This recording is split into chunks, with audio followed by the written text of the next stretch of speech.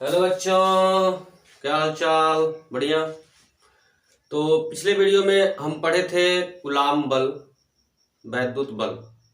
Coulomb का नियम पढ़े थे, या कूलाम का नियम कहें या वैद्युत बल कहें, दोनों आवेशों के बीच जो कार्य करता है। उसमें एक वैल्यू हम नहीं पढ़े थे, एप्सिलॉन नॉट। तो आज उसको हम पढ़ेंगे, जिसको परमिटिविटी के नाम से जानते हैं, एप्सिलॉन नॉट। अलग अलग मीडियम में जो वैल्यू होता है वह अलग अलग होता है एप्सिलॉन नॉट का। तो सबसे पहले हम उसका यूनिट, डायमेंशन, फार्मूला और न्यूमेरिकल वैल्यू पढ़ेंगे। आज के इस वीडियो में हम एप्सिलॉन नॉट का न्यूमेरिकल वैल्यू और यूनिट और डायमेंशन मतलब मात्रक, बीमा और मान पढ़ेंगे। ठीक है, तो देखते हैं। क्योंकि हम जानते हैं जो कूलाम बल होता है एप्सिलॉन नॉट का मात्रक, बीमा तथा मान। एप्सिलॉन नॉट का बीमा, मात्रक, बीमा तथा मान। क्योंकि हम जानते हैं जो वैद्युत बल का फार्मूला था, F is equal to K Q1 Q2 by r square. K का जो वैल्यू था K is equal to 1/4 pi epsilon naught. ये फ्री स्पेस बोले तो वैक्यूम के लिए है। एप्सिलॉन नॉट रखेंगे इसके जगह पे तो मिलेगा हमको F is equal to 1/4 pi epsilon naught Q1 Q2 by r square. Epsilon naught का वैल्यू निकालेंगे तो क्या मिलेगा? ये 1/4 पाई कांस्टेंट हो जाएगा। F is equal to Q1 Q2 by epsilon naught r square. Epsilon naught is equal to Q1 Q2 by F into r square. ठीक है ना? इसका यूनिट कैसे निकालेंगे? तो एप्सिलॉन नॉट का मात्रक is equal to Q1 into Q2 का मात्रक by F into r square का मात्रक। बात समझ पा रहे हैं ना? एप्सिलॉन नॉट का मात्रक इज इक्वल टू Q1 का मात्रक क्या होगा? कूलाम होगा। और Q2 का भी मात्रक क्या होगा? कूलाम होगा। अपान F का जो मात्रक होगा वह क्या होगा? न्यूटन होगा। इंटू आर स्क्वायर का जो मात्रक होगा वो है मीटर होगा। मीटर पर स्क्वायर हो जाएगा। तो इसका जो मात्रक होगा एप्सिलॉन नॉट का मात्रक हो जाएगा कूलाम का स्क्वायर बटे न्यूटन मीटर का स्क्वायर। तो एप्सिलॉन नॉट का जो मात्रक आएगा कूलाम का स्क्वायर प्रति न्यूटन मीटर का स्क्वायर। ये यूनिट हो गया। और जब किसी भी फार्मूले में अगर हम उसका यूनिट निकाल लेते हैं तो उसका डायमेंशन फार्मूला भी आसानी से निकाल सकते हैं। और डायमेंशन फार्मूला निकालने का तरीका क्लास 11th के डायमेंशन वाले चैप्टर में, बीमा वाले चैप्टर में हम पढ़े थे। तो कैसे इसका बीमा निकालना है? एप्सिलॉन नॉट का बीमा इज इक्वल टू कूलाम का स्क्वायर है, तो कूलाम का क्या होता है, हम जानते हैं formula Q is equal to I into t होता है। तो एम्पियर के लिए A होता है और T के लिए कैपिटल T, तो क्या हो जाएगा, AT हो जाएगा।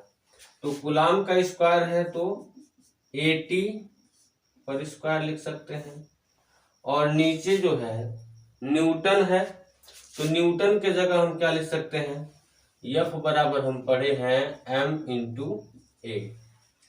F इज इक्वल टू क्या पढ़े हैं, M इंटू ए पढ़े हैं।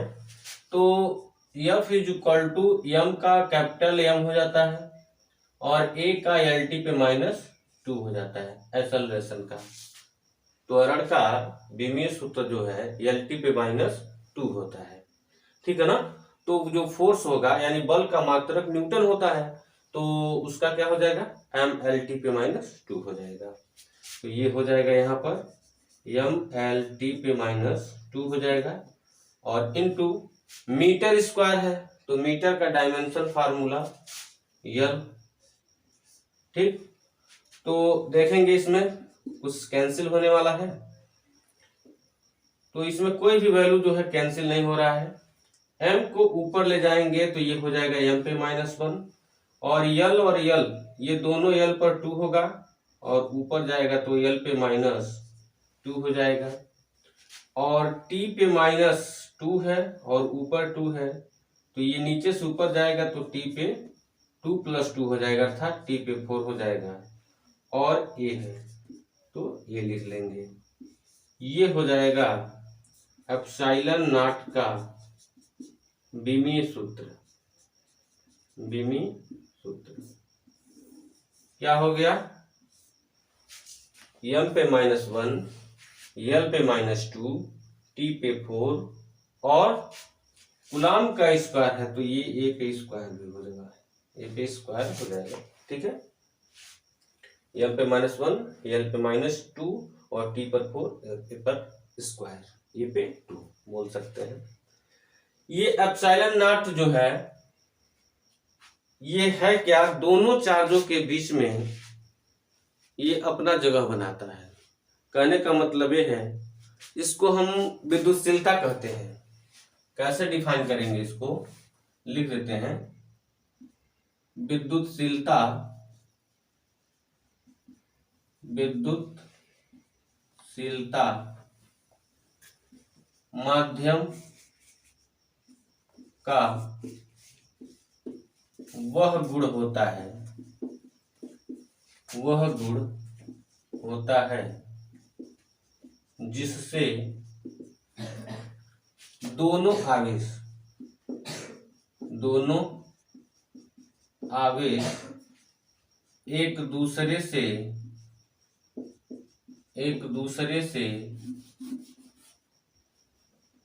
एक दूसरे से नियत दूरी पर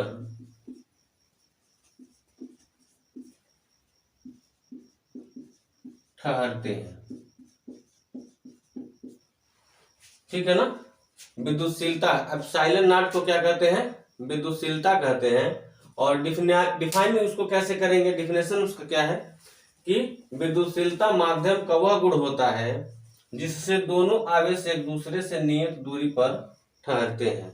मतलब ये है कि ये इसका कोई यूनिट पढ़ लिए, डायमेंशन फार्मूला पढ़ लिए, और डिफिनेशन भी जान लिए।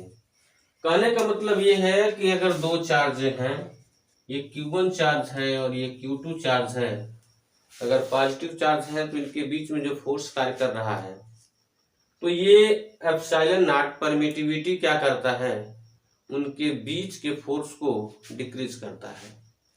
मतलब ये अपना फील्ड क्रिएट करता है, अपना जगह बनाता है, और दोनों आवेशों के बीच जो आकर्षण या प्रतिकर्षण बल रहते हैं उनको तोड़ता है, ठीक ना। तो ये इनके बीच के फोर्स को क्या कर देता है, कम कर देता है। अभी कंडीशन के हिसाब से हम लोग पढ़ेंगे, इसके न्यूमेरिकल वैल्यू जान लेते हैं, ठीक है। इसको स्क्रीनशॉट ले लेंगे, ठीक।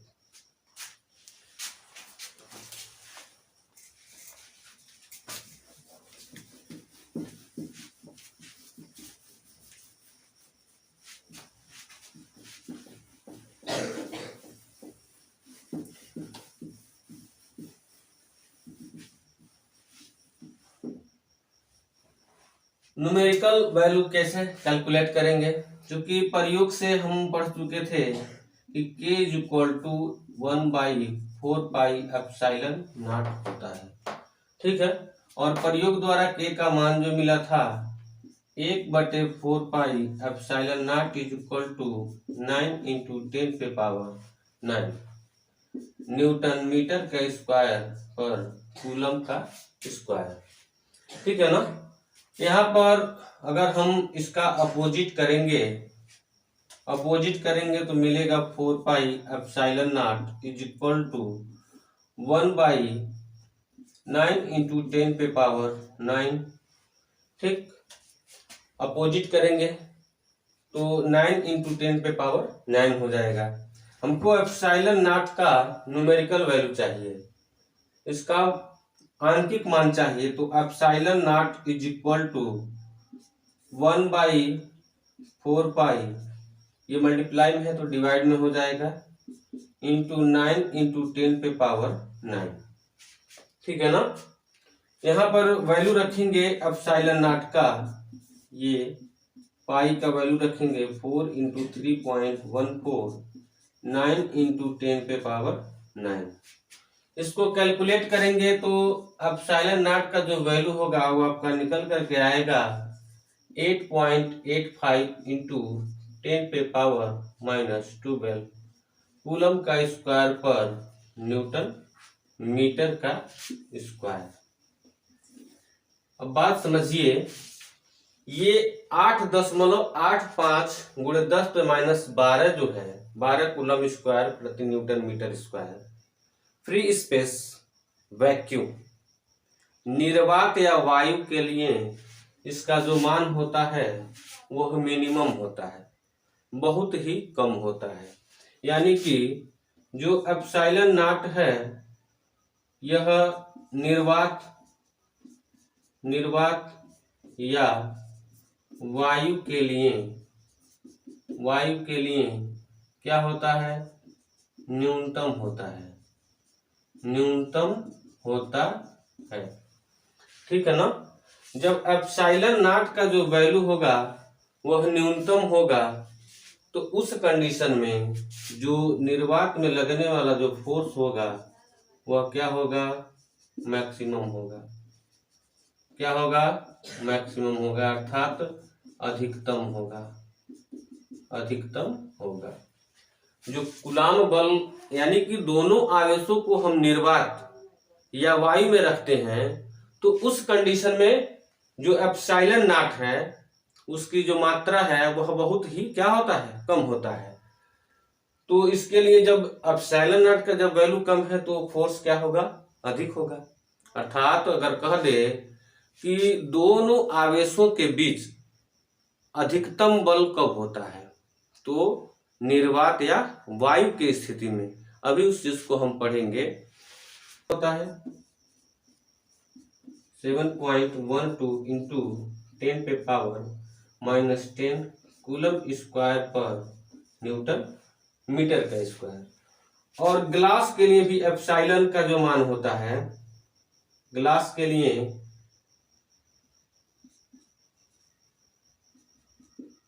ये अलग अलग ग्लास के लिए, फ्लेक्सी ग्लास के लिए है, अलग अलग ग्लास का वैल्यू अलग अलग होता है।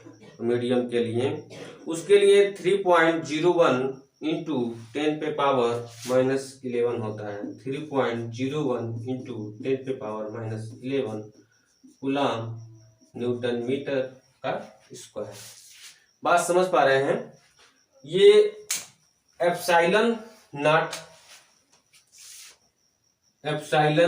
का जो वैल्यू है 8.85 इंटू 10⁻⁻12 है, यानी कूलम स्क्वायर पर न्यूटन मीटर का स्क्वायर। इसको इसी को ही ε0 कहते हैं, ठीक है ना, उसी को ε0 कहते हैं। यानी कि सबसे जो वैल्यू है 8.85 इंटू 10⁻⁻12 सबसे कम है निर्वात के लिए। और क्या, वाटर के लिए 7.12 इंटू 10⁻⁻10 है कूलम स्क्वायर पर न्यूटन मीटर, मतलब इससे अधिक है ये। और ग्लास के लिए क्या है, कांच सब अलग अलग, कांच के अलग अलग वैल्यू होते हैं। तो यहाँ प्लेक्सी ग्लास है और इसके लिए जो वैल्यू होता है एप्सिलॉन का वो 3.01 इंटू 10⁻11 कूलम स्क्वायर पर न्यूटन मीटर का स्क्वायर होता है। तो कहने का मतलब ये है कि जो निर्वात में जो फोर्स लगेगा, जो निर्वात में जो फोर्स होगा और किसी भी माध्यम में जो फोर्स होगा वह क्या होगा, निर्वात में फोर्स जो होगा अधिकतम होगा, निर्वात में फोर्स क्या होगा, अधिकतम होगा, और किसी भी माध्यम में जो फोर्स होगा वह न्यूनतम होगा। जैसे समझते हैं इसको डिटेल में, ये वैल्यू नोट कर लेंगे।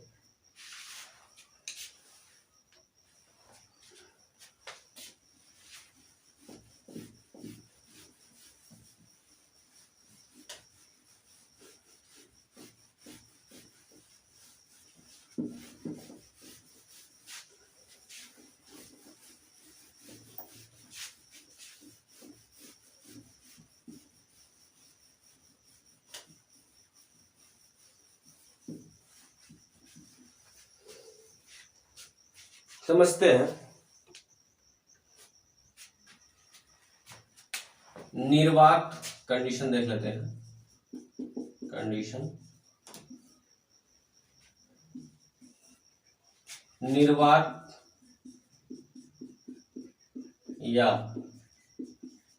वायु है, F is equal to 1/4 pi epsilon naught is equal to into Q1 Q2 by r square. F is equal to 1/4 pi epsilon naught Q1 Q2 by r square. इसको equation first बना लेते हैं। ये कहाँ है, निर्वात या वायु में। यदि दोनों आवेशों के मध्य, यदि दोनों आवेशों के मध्य कुचालक पदार्थ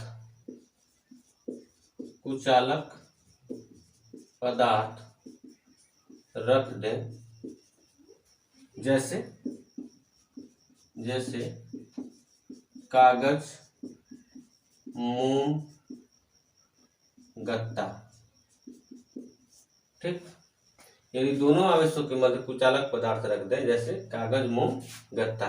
अगर दोनों आवेशों के मध्य रख देते हैं Q1 Q2, इनके बीच में अगर हम कोई कुचालक पदार्थ रख देते हैं तो उस कंडीशन में क्या होगा, जो फोर्स होगा F dash is equal to 1/4 pi epsilon K into Q1 Q2 by r square.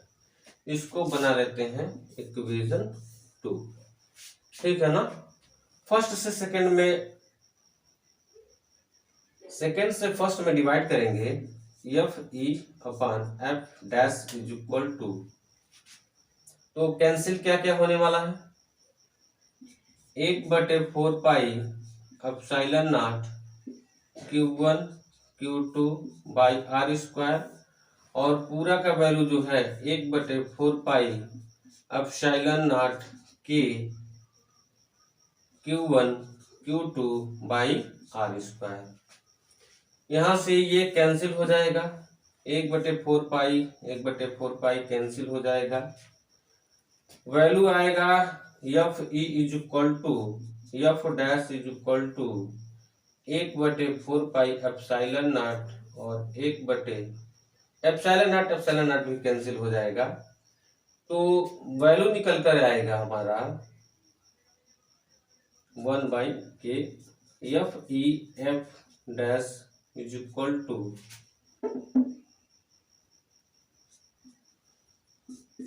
K, अर्थात देखेंगे तो जो F डैश होगा F/K हो जाएगा, F/K हो जाएगा। ठीक है ना। इसका मतलब हुआ क्या कि अगर दोनों आवेशों के बीच में हमने क्या रख दिया है, कुचालक पदार्थ रख दिया है, जैसे कागज रख दिए, मोम रख दिए, गत्ता रख दिए, तो इनके मध्य का जो फोर्स है वो क्या हो गया है, F dash is equal to F E upon के हो गया, अर्थात घट गया है। यानी कि जो फोर्स होगा F dash is equal to क्या होगा, एफ ई, यानी कि जो निर्वात या वायु में जो फोर्स है वह मैक्सिमम है, जबकि जब इनके बीच कुचालक पदार्थ रख दिए हैं तो इनका फोर्स क्या हो गया है, डिक्रीज हो गया है। यानी कि ये जो एप्सिलॉन नॉट है, ये दोनों चार्जों के बीच का जो फोर्स है उसको क्या कर रहा है, डिक्रीज कर रहा है। कागज, मोम, गत्ता, कुचालक पदार्थ रख देते हैं। तो दूसरे कंडीशन में हम बात करते हैं कि एप्सिलॉन नॉट के इज इक्वल टू एप्सिलॉन क्या है, किसी भी माध्यम की वैद्युतशीलता है, और एप्सिलॉन नॉट क्या है, निर्वात की वैद्युतशीलता है। अगर उस तरह से भी हम देख सकते हैं कि जो K का जो मान होगा वह एप्सिलॉन m लिख सकते हैं, और ये एप्सिलॉन नॉट, इस तरह से समझ सकते हैं आसान भाषा में। Em बटे epsilon naught is equal to K है। अर्थात कह सकते हैं कि किसी भी माध्यम की जो वैद्युतशीलता है और निर्वात की वैद्युतशीलता है के अनुपात को हम क्या कहते हैं, परावैद्युतांक कहते हैं। K के लिए परावैद्युतांक कहते हैं। और ये क्या है, किसी माध्यम की वैद्युतशीलता है, और जो एप्सिलॉन नॉट है वह क्या है, निर्वात की वैद्युतशीलता है। ठीक है ना। तो इस तरह से हम अलग अलग मीडियम में अलग अलग वैल्यू कैलकुलेट कर लेंगे। न्यूमेरिकल कैसे बनते हैं इस पे कह देता है कि यदि दो आवेशों को अगर निर्वात में रख दिया गया है कुछ दूरी पर, और उन्हीं दोनों आवेशों को किसी वाटर में ले जाकर के रख दिया गया है, तो उनके बीच का जो फोर्स होगा वह क्या हो जाएगा, कितना हो जाएगा,